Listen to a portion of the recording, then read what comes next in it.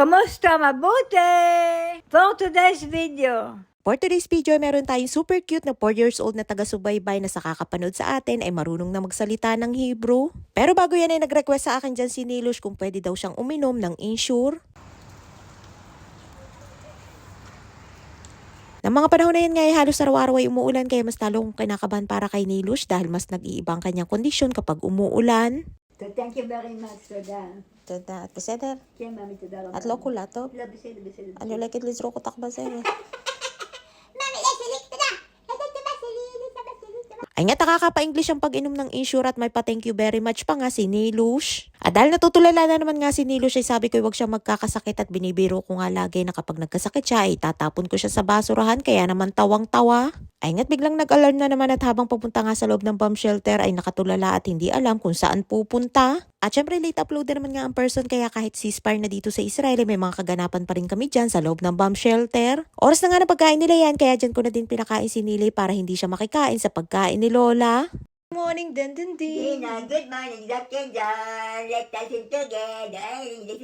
Sing a song. Tamang libang nga lamang kapag natutulala si Nilush at sabi ko nga ay malapit na ang kanyang birthday kaya napakanta na naman.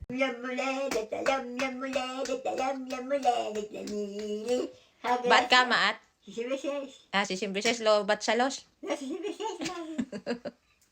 Malapit na nga mag-66 si Nilush at akala ko nga hindi kami magkakasama sa araw ng kanyang birthday. Dahil kung hindi nagkagera at hindi na-cancel ang aking flight ay nasa bakasyon sana ako niyan sa Pinas. Ay nga't naging sleeping beauty na si Nilush at hindi na kinaya ang anto kaya nakatulog na dyan sa may upuan. At nang makalabas na nga kami ay pinahiga ko na at sabi ko'y matulog muna habang tahimik pa.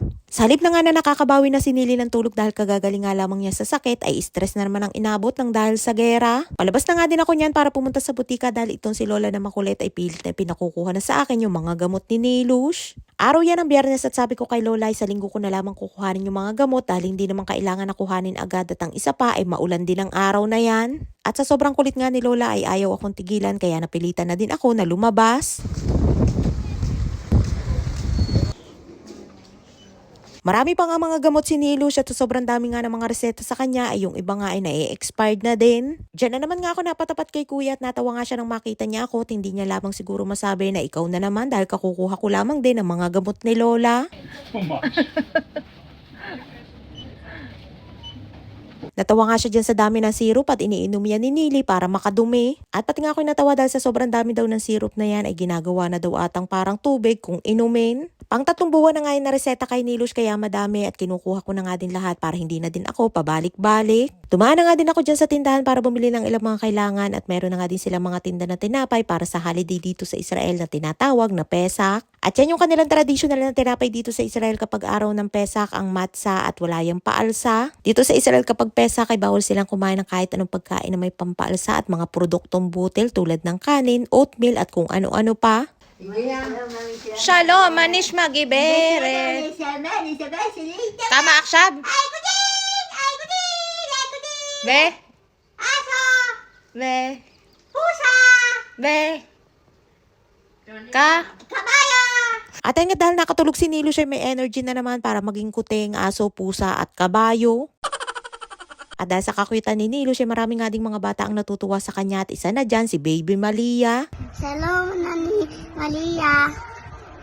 Ng inyod. Anime. Philippines.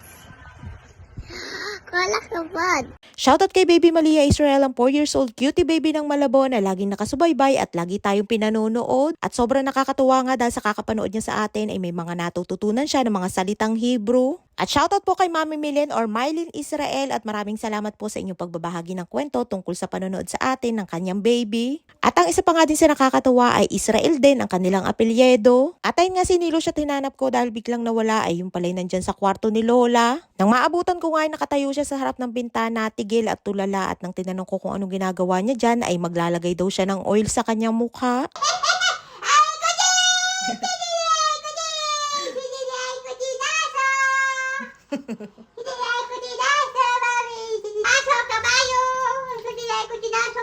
At that's it. Ay nga't kumakanta si Nilush nang biglang nag-iba ang kanyang mood na para bang naging malungkot ang kanyang hitsura. Ganan si Nili kapag nai-stress kung ano-ano siguro ang pumapasok sa isip niya kaya bigla-bigla na lang ding natutulala. Wala to, ba na yung like it lizro ko ta? Lizro ko tak ba, Zebel?